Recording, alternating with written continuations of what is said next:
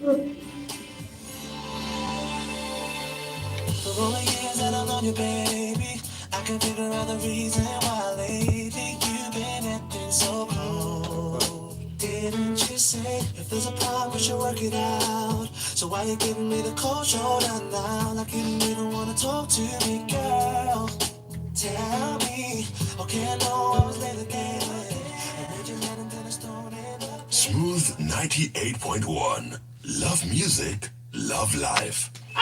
Everywhere just died. I wish person fit just dash me money now. You get Union Bank account? Cause me I hear say Union Bank dey dash people 55 million naira inside this their new promo so. Hey wait, 55 million naira na better palliative today. Oh body so together. That's right. Just save 10,000 naira or more monthly and stand a chance to win up to 5 million naira and other exciting prizes in the Save and Win Pilot promo. Download the Union mobile app to open an account or visit the nearest Union Bank branch. Terms and conditions apply. Union Bank, your simpler, smarter bank. The Smooth Breakfast presents the headlines, the stories, the news. In-depth analysis of national current affairs. Freshly pressed on Smooth 98.1. Headlines.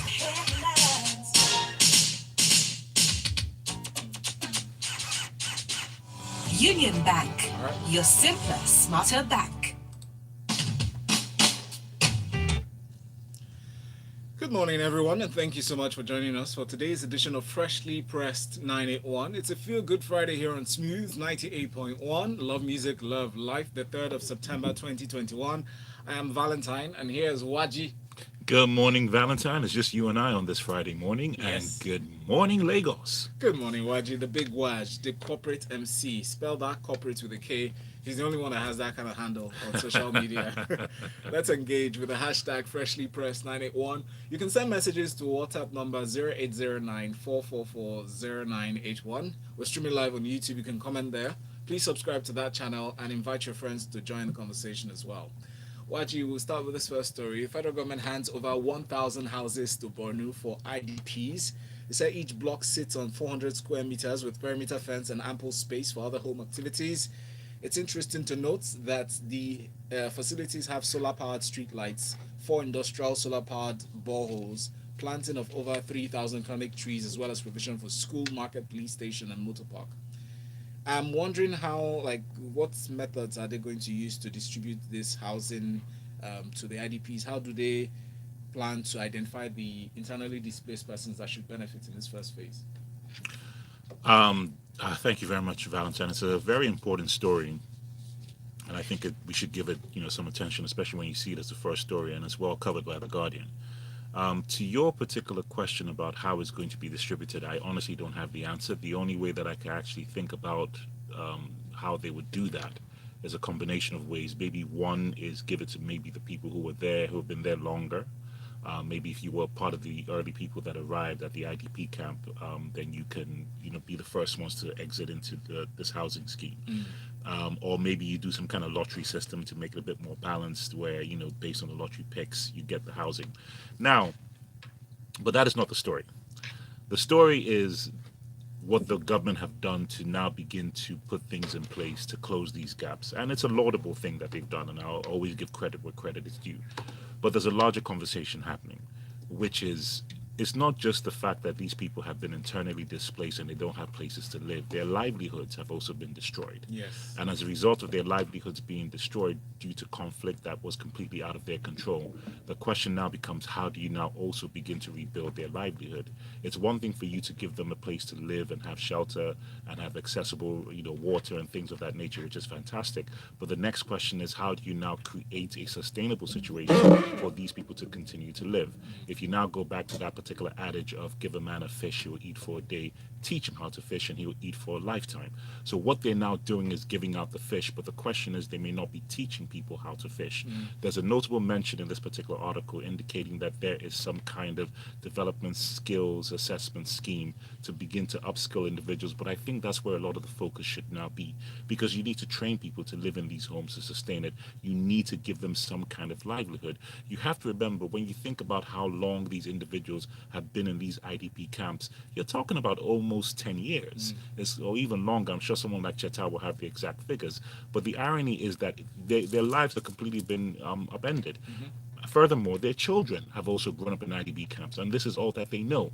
So my point is, you have to have a focused reorientation program that begins to change the behavioral patterns and thinking perspectives of these individuals for them to now be able to reintegrate into some kind of normal society living, without which these housing schemes, I'm sorry, are just more or less putting a bandage over a gunshot wound. It's not going to do anything, because over time you're just going to see people revert to particular behaviors that they know. So the question now is, how do we now change those behaviors and psychologically reintegrate people into society by giving them things that they can actually do that give them some kind of sustainable living, in order for them to now be fully rehabilitated and moved away from the places that they are now.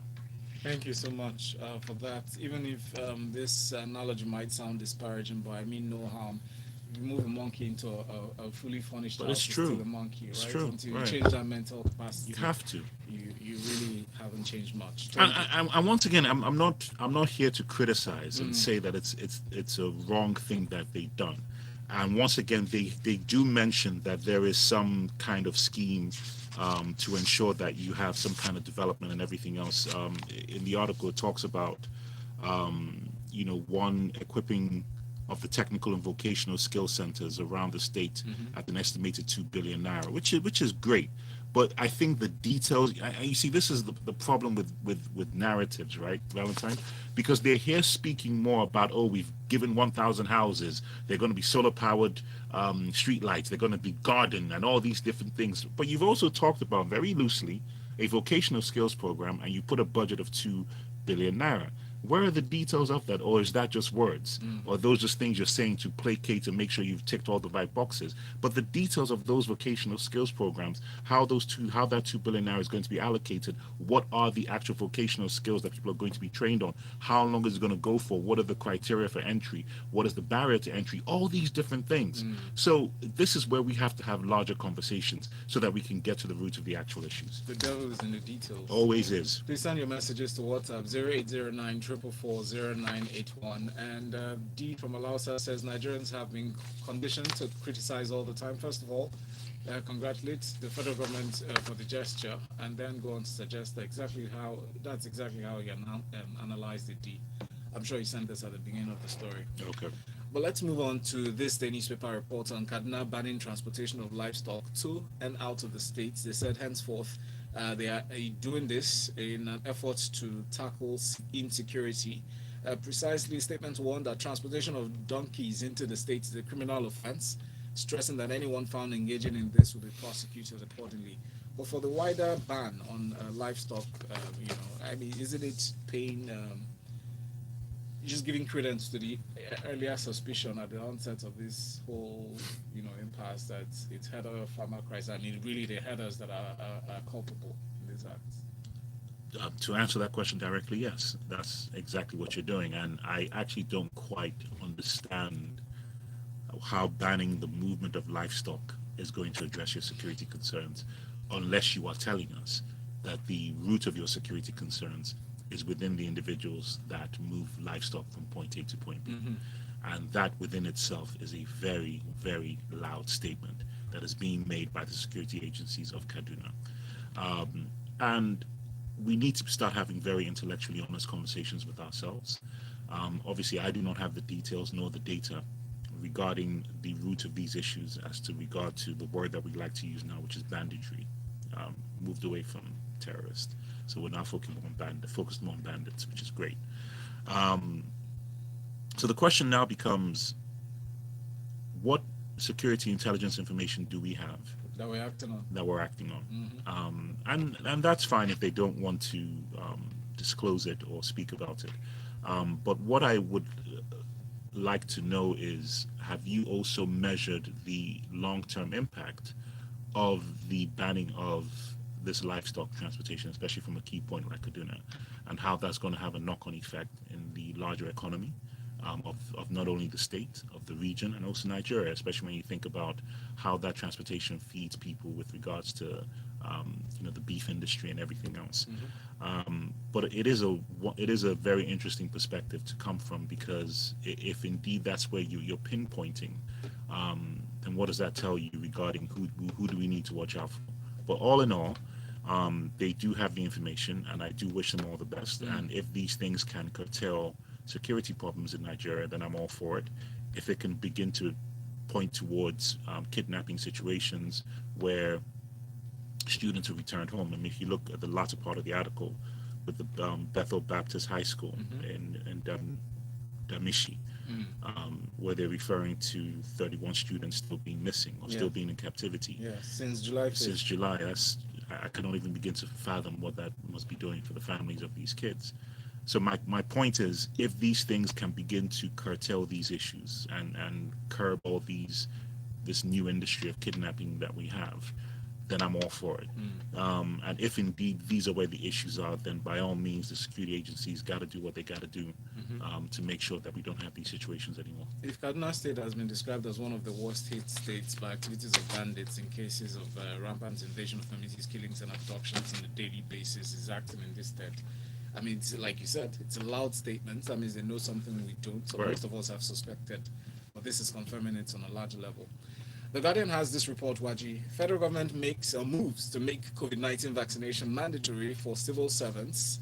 They said that's actually an introduction to the general mandate or the wider mandates that they're going to pass on to the other Nigerians. They gave an instance to say that this is actually coming from the Secretary to the Government of the Federation, Boss Mustafa. He said this is the practice in most Western countries, especially in Europe, that it will get to a point where other countries, when they are fully vaccinated, case in point like the United States of America, they would restrict other citizens, I mean Nigerians from or another citizens of different countries from coming into their shores or through their shores if they are not complying with the vaccine mandates. But people have been criticizing this move or this stance or these the mooted ideas, that the federal government, has on COVID vaccination, and saying that you can't force us to take these vaccines. We have civic human rights. I think part of the big challenge with the COVID vaccine is how it has been politicized in this past year and a half since it was introduced, primarily because of the speed with which it was developed, which created a lot of hesitancy. And then when you had all sorts of conspiracy theorists that came out to now speak against the vaccine, and then you also have people who just had general concerns about how quickly it came out, myself included, especially when you now begin to think about vaccine production, which has existed for over 100 years, and how long those vaccines were in particular beta testing before they were released to the general public. You were talking about the quickest one that was ever developed, I think, was for tuberculosis. So I'm not quite sure which one, but it was about 6 years. And when you think about all the other flu vaccines, these ones go on for 10 years, 20 years, 30 years, 40 years. But it doesn't change the perspective. There is hardly any human being in any part of the world that has not received some version of a vaccine. Okay? And until you have complete vaccine eradication, like you have had with yellow fever and smallpox and things like that, it is absolutely mandatory, and was for a very long time, that you carry proof of vaccination. There was points in all sorts of schools, private and public schools, where vaccines was part of the curriculum. Yes. You had to be vaccinated. Yes. So there's nothing before you get admission. Before you get admission. So or you would do it while in school. Yes. So there's nothing abnormal, right? I think a lot of people forget that they grew up taking vaccines and they kind of had to.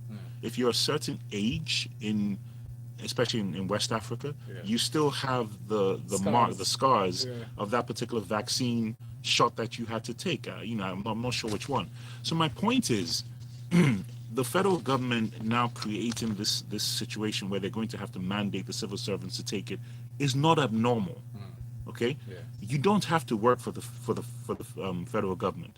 You don't, and the federal government has the right to mandate for its safety and health purposes that people do take these vaccines, just like they have mandated for over the last 100 years, even before we were a nation, that people need to take vaccines. So I think we need to reconstitute our thinking around your civil rights versus a health safety and everything else. And I think that's a very important point. If you choose not to, then be ready for what that means in terms of restriction of travel, in terms of certain access to certain places. You have to be ready to deal with that. So let's not conflate the fact that nobody's going to come into your house and jab you. But just be aware of the fact that there are going to be consequences, and you cannot have your cake and eat it.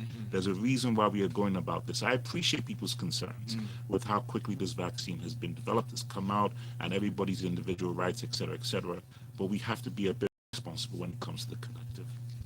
Waji, I have a very quick question, just as a matter of closing this conversation. But I'm curious to know what the difference is. I mean, what's different between the vaccine drive now and the ones that happened before? Maybe I was too young at the time, but I assume that at the time it was more acceptable. People were more freely disposed to getting immunized and getting vaccinated those days. They just walk freely to the health center. So what's changed? Well, it's like I said, the speed. You have to remember. I mean, but there's technology. I understand. No, but you're asking, and that's what I'm trying to explain. So you have to remember that you grew up knowing about vaccinations. It was a constant narrative: get your vaccine. Go to the local public health center, get your vaccine. So it was constant. It wasn't just like some new thing that just came out and boom, do it or exit. No, so you kind of just knew, and this went on for decades. So it was a cultural thing. So it wasn't some big deal. I mean, you go to the hospital now, your baby is born. It doesn't matter where your baby is born. They give you like literally a list. Of both of my kids were born in the UK, and I have my UK list of vaccine. And when we came back to Nigeria and we had to register them in the hospital here, we had our Nigerian list of vaccines. Yes. So there's a question of, okay, at certain stages, whether they're 3 months or 4 months or 6 months or 2 years, you have to take particular vaccines. So it's not a big deal in terms of the vaccination culture. But I think because COVID has been such a hot publicized situation, and I think because of all the situations that came around it with the lockdowns, restrictions of movements, and everything else that caused it, it's now created this atmosphere of mistrust. It's now created this atmosphere of I don't know what they're doing, etc., etc. So that's partly why people are just like, let me just stay away from it. Yeah, so especially because this is a novel virus. Exactly. Yeah. The government necessarily didn't understand it at first. As confused as we were, they too were. So everybody was confused. Dapo Lawal says, good morning, guys. People should have the choice of taking the vaccine or not. People should also be prepared to live with the consequences of taking it or not. Thank you for that. And Michael Nelum says, as regards the COVID vaccination, we can try the American model, create incentives. I can bet if we decide to give 5,000 as a reward for vaccination, the key will be. Well, the Americans didn't give money; they gave donuts. So let's be specific about what those incentives were. Donuts? You call it donuts? Yeah, they did Dunkin' Donuts, and remember, it wasn't the federal government; it was privately run organizations and companies that did that. Yeah. That said, listen, we'll set up vaccination centers in our organizations. If you come through, you get a donut and a coffee. That's what it was. A lot of vaccines being taken to churches in Edo State, by the way. So okay, well, hey, let it work, man. Yemi from Marina says, I do not support the government to move on compulsory vaccination, but something has to be urgently done about how we are, as a people, are perceived or perceive vaccination. Less than 4 million was brought in the last batch for a population of 200 million, and yet some of those expired. Not good enough. God bless Nigeria. And you see, that's a fantastic point, because when you think about the amount of people in Nigeria and the amount of vaccines that came in, and the fact that I don't think up to 50% of those were exhausted, is actually part of the apathy that we're referring to. People just don't want to take it. So I think it's going to take time, Val, and people just have to get into the habit of it. So it's going to be a consistent surge of information, narratives, and messaging. Yes. And then with time, you will know that you're going to have to take your vaccine. And going to your point, Waji, on speed, Yemi says, as regards why people chose to stay away from the vaccine, we had generations of test subjects, and so it was easy to just take those. Right. The Punch has this story on health insurance, close related to the last one, but on the importance of health and insurance for certain service members. Well, this is for the judiciary, yes, precisely. Nigeria Bar Association has signed a memorandum of understanding to enroll lawyers in the country under the group individual and family social health insurance policy. They said it put down 15 million naira for this cause. What are your thoughts, Waji? I love it. This is unionism and association at the highest level, and big credit to the NBA. And what they're basically saying is that as long as you continue to pay your dues and be a member of the Nigerian Bar Association, then you will have access to healthcare. It's absolutely brilliant. So that way you're not necessarily tying it to employment, you're tying it to association. So even if you're a freelance lawyer and you happen to be a card-carrying member of the NBA, and you get access to this NHIS healthcare, it's absolutely sensational. And big credit and shout out to the president of the Nigerian Bar Association, Barrister Lumde Apata. I mean, he's doing absolutely amazing work. And this is just what leadership really looks like when you're really a visionary and pushing forward. So big credit to him. And in addition to this, he said that the Federal Executive Council has approved a proposal put forward by the NHIS management to embark on massive infrastructural developments at all its offices nationwide and ensure the deployment of information and communication technology devices that will ensure its operations become automated in the next few months. Let's move on to this next one, Waji. Premium Times has this report that NDDC, that's the Niger Delta Development Commission, has over 13,000 poorly executed and unverified projects, despite 6 trillion naira that has been allocated to that since between 2001 and 2019. I mean, we've been knowing this. It's just the figures that are mind-boggling. 13,000 projects that were intended to develop the Niger Delta. I remember growing up, I saw, because I grew up in the Niger Delta region, I'll see this billboard, cards everywhere. This project is sponsored by NDDC. To start fresh in a few weeks. After that, the tractors will start rotting, right? You start seeing buildings that, came up to a level and then everybody abandoned it. But what's going on? I mean, you would expect that there would have been regulatory bodies set up, to investigate or supervise these projects from start to finish. Bawaji, alas. All right. When we actually think about why do we have this NDDC, it goes back to, I think, the year 2000, 2001, and it was constituted by the president at that time, Olusegun Obasanjo. And why did he do it? You have to remember that there was a lot of agitation in the region, with the Ogonis and Ijaws specifically, agitating for compensation or some kind of recognition of the plight that those groups were experiencing in those particular regions. I mean, when you think about the Ogoni Nine, which was led by the late, great Ken Saro-Wiwa, who actually died, was executed for alleged murders or something else, because in this realm of fighting for the recognition and the rehabilitation of that particular area that had been destroyed and decimated due to the drilling of oil production. So it's important to understand the history of how this even came about. And Obasanjo, in his bid as the first democratically elected governor that we had in this new republic that we're experiencing, in this new republic that we're experiencing, his point was to pay special attention to that area because there was a lot of problems, and that's why this NDDC was created, to ensure that money funneled directly from the federal government to allow them to build infrastructure to now begin to curtail these issues that had been affected by oil production and oil exploration. How did we go from there to 13,000 projects not being executed properly and 6 trillion naira worth of money completely gone? It's a story, isn't it? When you now begin to ask that question. Yes. And these are the things that happen. Number one, you do not have the institutions and the governance in place to regulate these things. And then number two, when you do not have the individuals that go there with good intentions.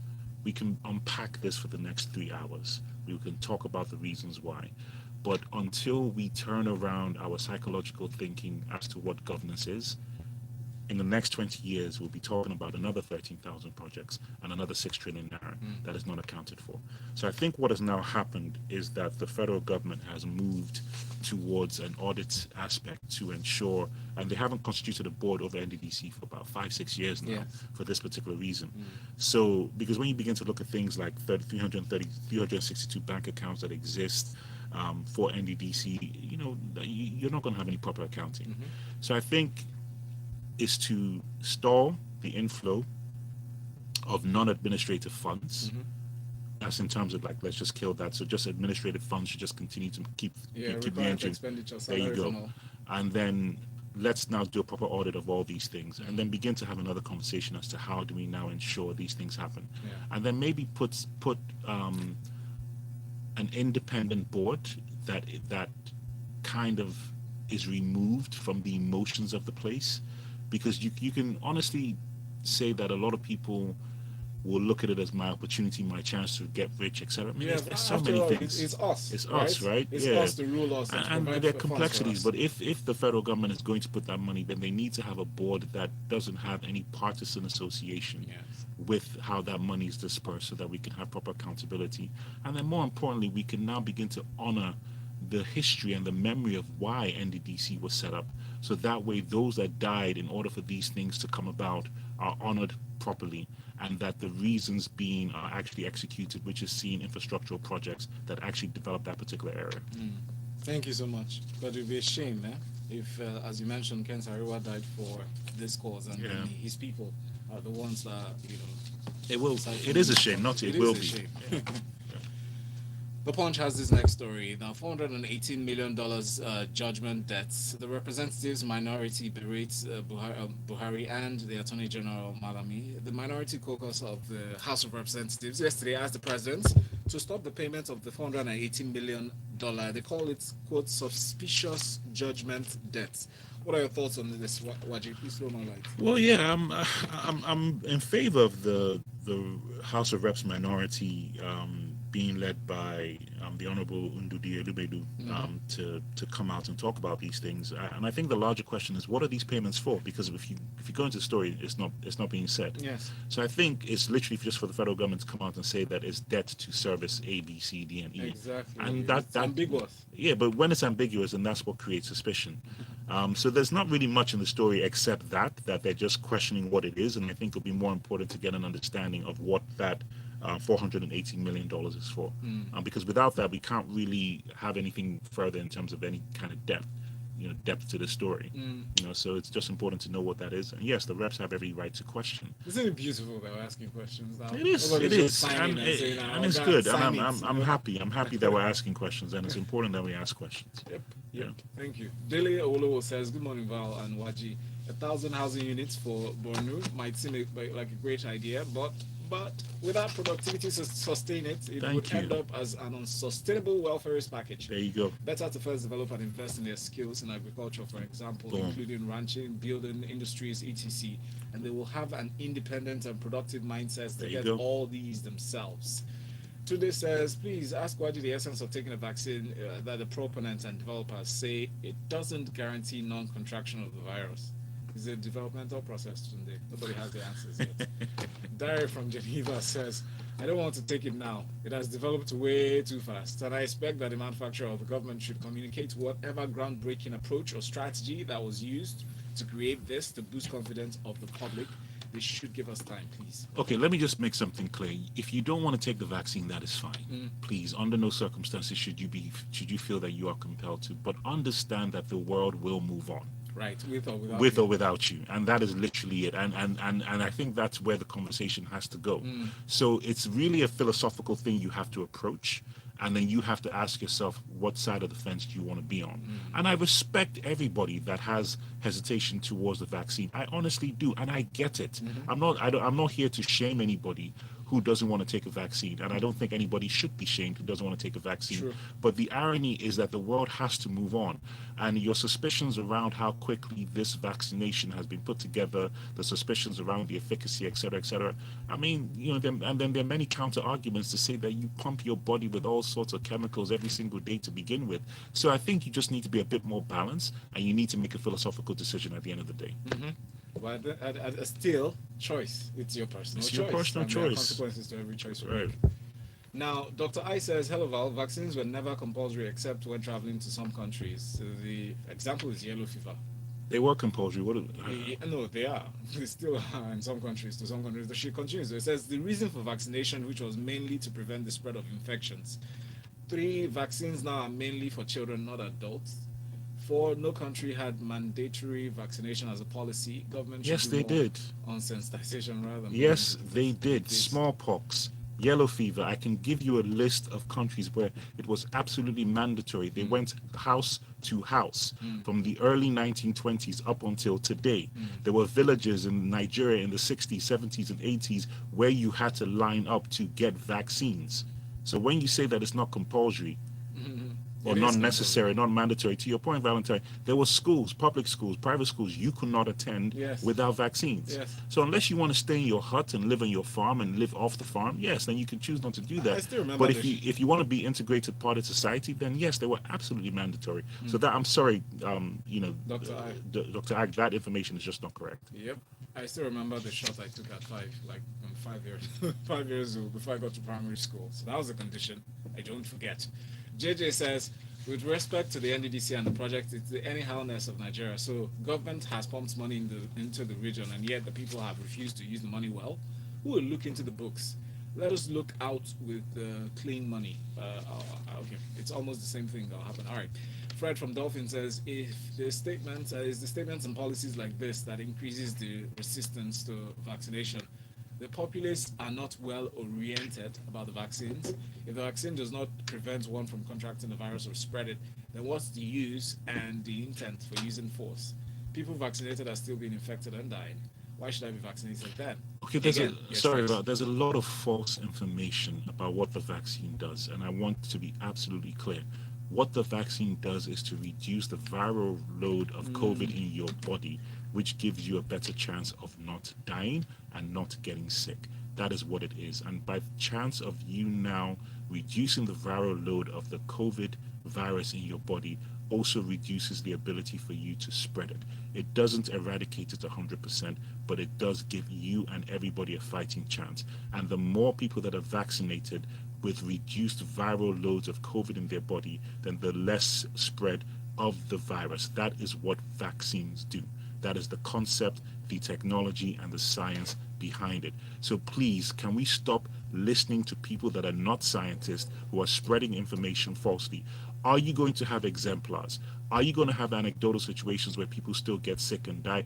Absolutely, because it's not 100%. But when you now begin to look at the rates of those individuals against those that have taken it, and it's something at 0.06%, then you have no argument. So can we please stop spreading news that is not true? It is deeply irresponsible, and we are putting ourselves at danger. Let us endeavor to do the right thing, please. And this is me speaking, who has issues with the COVID vaccine.